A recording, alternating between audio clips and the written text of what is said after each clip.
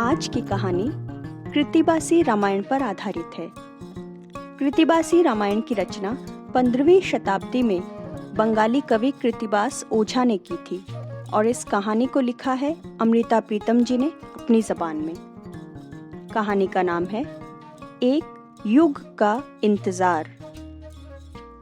सीता हरण के बाद राम का जो युद्ध रावण के साथ शुरू हुआ, उस युद्ध में दो राक्षस थे, अहिरावण और महिरावण, जो रावण की सेना में थे और उन्हें मारना मुश्किल हो गया, क्योंकि उनके बदन का खून जहां भी गिरता वहां और कई अहिरावण और महिरावण पैदा हो जाते थे। हनुमान को पता चला कि कहीं कोई अमृत कुंड है जहां भौरे उस कुंड की रखवाली करते हैं, जो किसी को कुंड के नजदीक भी नहीं आने देते। पर अहिरावण और महिरावण ने किसी समय इतनी साधना की थी कि देवताओं ने उन्हें वर दे दिया कि अमृत कुंड हमेशा उनकी रक्षा करेगा, वो मर नहीं सकेंगे। इसलिए भौरे उन दोनों पर कुंड से अमृत लेकर छिड़क देते थे। और हनुमान को पता चला कि पाताल लोक की राजकुमारी चंद्रसेना उस कुंड का पता जानती है। वो चंद्रसेना के पास गए तो उस सुंदरी ने एक शर्त रखी, मैं अमृत कुंड का पता बता दूंगी, पर अगर हनुमान राम को मेरे घर ले आए, मैं राम से विवाह करना चाहती हूँ।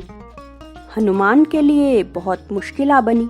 वो जानते थे कि राम सीता के अलावा किसी स्त्री को अंगीकार नहीं करेंगे, पर युद्ध को जीतने के लिए अहिरावण और महिरावण को मारना जरूरी था, जिसके लिए अमृत कुंड को उनकी पहुंच से परे रखना जरूरी था। हनुमान ने सियासी चाल खेली। कहा, ये मेरा इकरार रहा कि मैं राम को तुम्हारे घर ले आऊंगा चंद्रसेना, पर उसके लिए तुम्हारे घर के मंच पर राम का और तुम्हारा दोनों का इकट्ठे बैठना जरूरी होगा। अगर आप दोनों एक बार एक ही मंच पर बैठ गए तो विवाह समझो हो गया।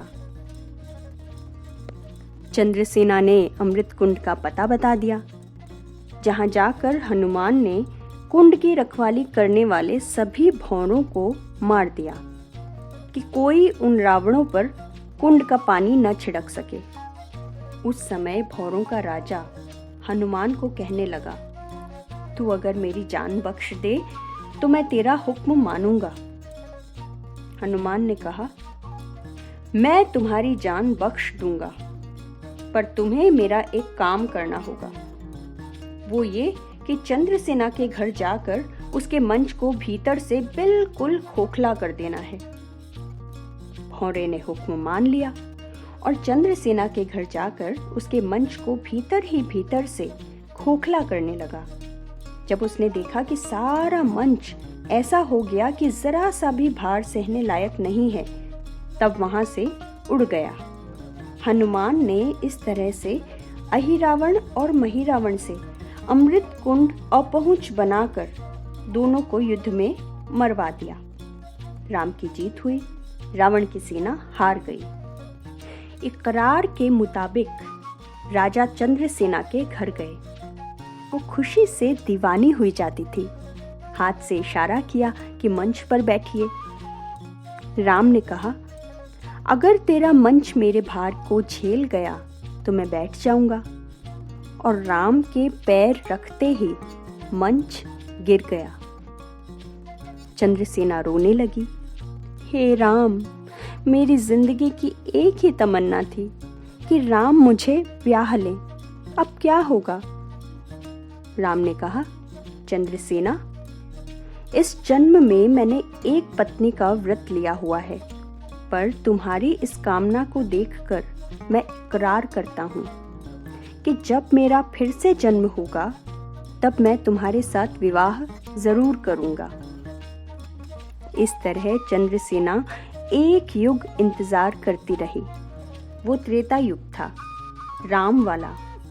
फिर द्वापर आया, जब राम ने कृष्ण का अवतार लिया और जिस सत्यभामा से विवाह किया, वो वही त्रेता युग वाली चंद्रसेना ही थी।